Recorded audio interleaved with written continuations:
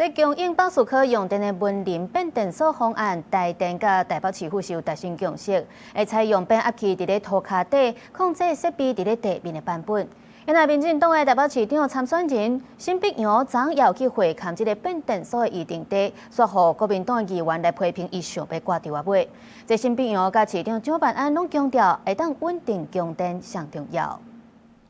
台電甲台北市府人員28到文林變電所議程地現勘，回台北蘇科總部2020-30年落成。回台執行長吳仁勳27都甲台北市政府話講，需要更加節電，原先一直無確定供應北蘇科用電的文林變電所方案。台電隨甲台北市政府達成共識，要用部分地下化的協商版本。變壓器放在最底下，事實上不會。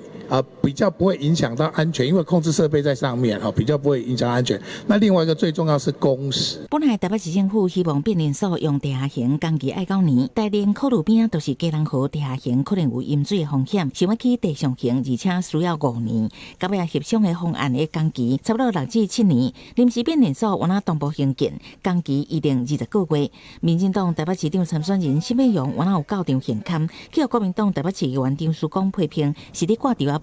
不希望這個變成是一個政治體，變電所的這一個事情能夠在這邊安定下來，所以這個穩定供電這件事情解決了，我相信大家應該都是開心的。王仁勳昨天也表達非常明確，台灣需要更多的電力，我也希望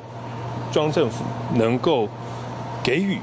包括多元、安全、穩定的電力組合。因為在地民進黨立委吳思瑤講，家己甲辛碧陽捌幾落該鬥相共協調變電所事項，佮批評蔣萬安予文林變電所簽約1年。不過蔣萬安在市議會回應游淑慧質詢的時陣，講台北市政府是在去年6月就甲台電密集溝通修正版本，一直到27甲台電達成共識，強調老實做代志，解決問題才上重要。記者採訪報道。